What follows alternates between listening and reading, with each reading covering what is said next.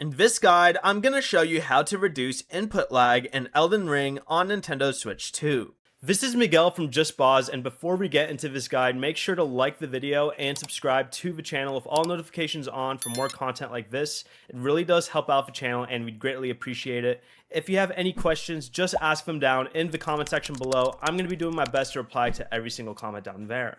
If you are playing docked, go ahead and open your system settings, go down to display, then go through the options until you find the one that says Auto Low Latency Mode.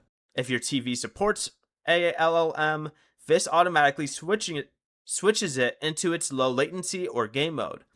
If your TV doesn't support Auto Low Latency Mode, manually enable game mode in your TV's picture settings and disable extra processing like motion smoothing.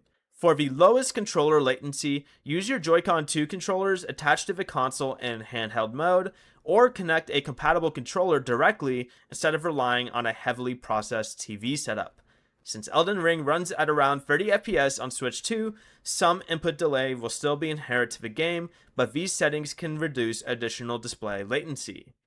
And the fact that it runs at an unlocked frame rate also helps with the latency to not feel so bad already.